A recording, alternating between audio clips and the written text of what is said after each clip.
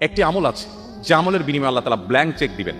Blank cheque তো বুঝি আমরা, ফিগার আপনি বসায় নেবেন, স্বাক্ষর উনি করে দিয়েছেন, অ্যাকাউন্টে টাকার অভাব নাই, তুমি ফিগার বসায় নাও।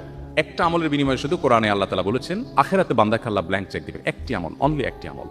বলবো সেটা? আল্লাহ বলেছেন ইন্নামা ইউওয়াফাস সাবিরুনা আজরাহুম বিগাইরি হিসাব। যারা সবর করতে পারবে, ধৈর্যশীল হবে, আশাহত হবে না, ভেঙে পড়বে না, মুশড়ে পড়বে না, শক্ত থাকবে, আল্লাহর প্রতি আস্থা রাখবে, ভরসা রাখবে, আত্মবিশ্বাস থাকবে এবং সবর করবে, আল্লাহ বলেছেন তাদের বিনিময়ে দেওয়া হবে হিসেব ছাড়া।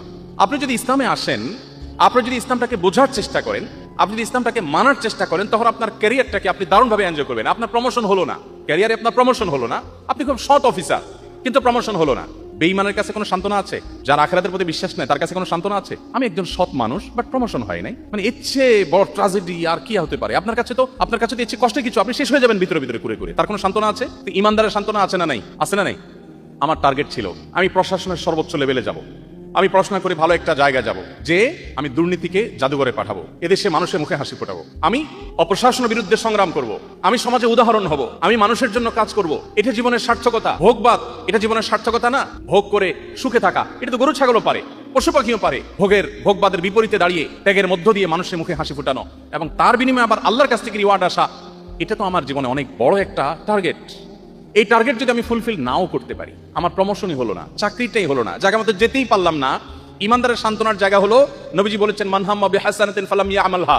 কেউ যদি কোনো ভালো কাজ করবার সংকল্প করে কিন্তু করতে না পারে, আল্লাহ তাআলা তাকে ওই কাজটা করার যেহেতু ইচ্ছার কোনো ত্রুটি ছিল না, কিন্তু সে পারে নাই, তার প্রমোশন হয় নাই, তার চাকরিটা হয় নাই, ব্যাটে বলে হয় নাই, তার স্বপ্ন ছিল, তার ইচ্ছা ছিল, ইচ্ছাতে কোনো খাদ ছিল না, সে সঠিক সিদ্ধান্ত গ্রহণ করেছে বাট হয়ে ওঠেনি।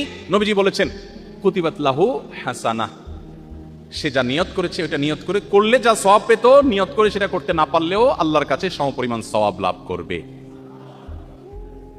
আপনি যদি মুসলিম হন, আপনার জীবনে প্রমোশন না হলে, চাকরি না হলে আপনি সান্ত্বনা খুঁজে পাবেন, চাকরি হয় না তাতে কি সব এক চুলও কম হবে না, আল্লাহ আমাকে পাই করে দিবেন ঘোষণা দেওয়া আছে, কারণ আমার ইচ্ছা কোনো ত্রুটি ছিল না।